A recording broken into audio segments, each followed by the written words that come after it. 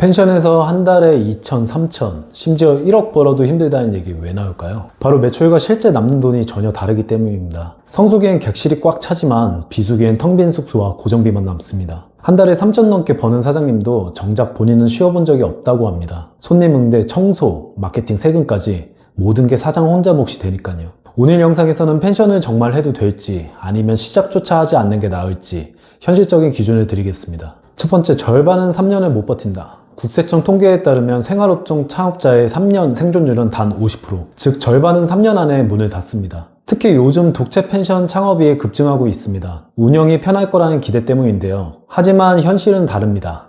건축비와 인테리어 비용은 7억에서 12억으로 훌쩍 뛰었고 수영장, 스파, 조경 같은 부대시설은 하나하나 몇천만 원이 추가됩니다. 운영을 시작해도 전기, 가스, 청소, 용역비는 매달 고정비로 빠져나갑니다. 무엇보다 독채 구조는 0 아니면 100, 비수기엔 통으로 공실이 나기 쉽습니다. 다시 말씀드리지만 매출과 순이익은 다른데요. 펜션 매출이 2천, 3천이 찍혀도 실제 남는 돈은 절반도 안 됩니다. 대출 원리금, OTA 수수료, 광고비, 인건비, 세금까지 빠져나가면 월 매출 1억을 찍어도 남는 건 700에서 900만 원 수준. 대기업 과장 월급과 비슷하거나 오히려 적습니다. 풀대출로 시작한다면 이미 파산 예약이나 다름없는데요. 1박에 50만 원, 겉보기엔 대박 같아도 실제로는 마이너스 나는 경우가 많습니다. 다음으로 많이 벌수록 많이 쓰는 소비 습관인데요. 성수기엔 정말 돈이 몰려옵니다. 하지만 끝나자마자 차를 바꾸고 인테리어를 고치고 여행 명품에 돈을 쓰면 비수기 고정비를 버틸 현금이 남질 않습니다. 여름엔 그렇게 벌었는데 왜 지금은 통장이 비었지?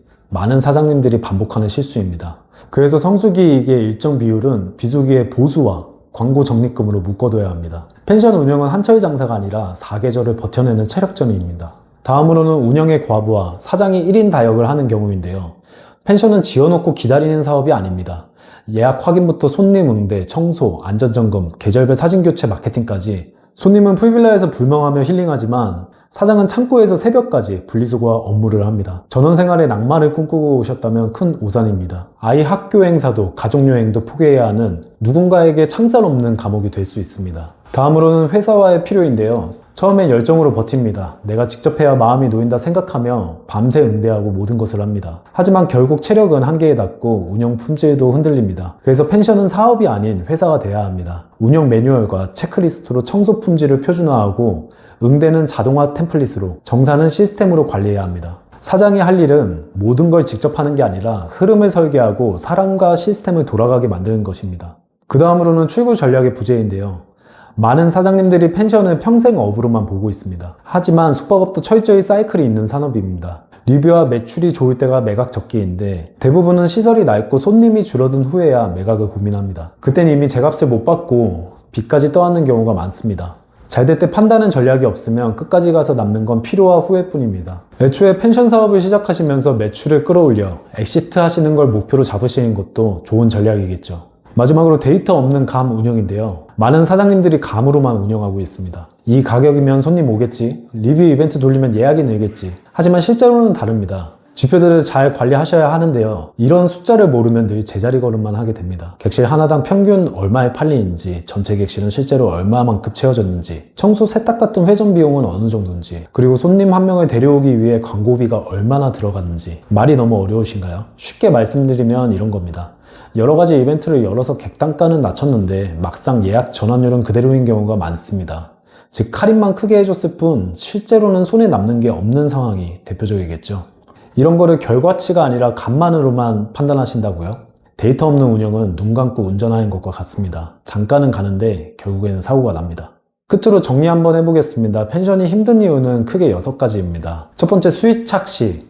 매출은 커 보이지만 실제 순이익은 절반 이하로 줄어듭니다. 둘째, 소비 습관. 성수기에 많이 벌어도 절제하지 못하면 비수기에 현금이 바닥이 납니다. 셋째, 운영 과부하. 예약, 청소, 응대, 세금까지 모든 일을 사장이 혼자 감당하면서 결국 번아웃에 닿습니다. 넷째, 회사와의 부재화. 시스템 없이 내가 다 해야 마음이 놓인다는 방식은 오래가지 못합니다. 다섯째, 출구 전략의 부재. 잘 될 때 팔아야 되는데 늦게 팔면 결국 빚과 후회만 남습니다. 여섯째, 데이터의 부재. 감에 의존한 운영은 결국 손해만 키우고 제자리 걸음을 반복하게 만듭니다. 이 모든 요소가 겹치면 성수기엔 잠깐 돈이 돌지만 비수기엔 고정비만 남고 사장은 점점 지치고 사업은 무너지게 됩니다. 펜션은 예쁜 건물 하나로 성공하지 않습니다. 철저한 자본관리, 고객 경험관리, 그리고 출구 전략까지 있어야 겨우 살아났습니다. 낭만과 펜션의 매력만 보고 시작하면 현실은 매일 청소와 관리에 묶인 삶이 될 수 있습니다. 펜션 창업을 고민한다면 내가 이 모든 걸 감당할 수 있는 사람인지 반드시 점검해 보시기 바랍니다. 오늘 영상이 현실적인 판단 기준이 되었길 바랍니다. 구독과 좋아요, 알림 설정 해주시고요. 감사합니다.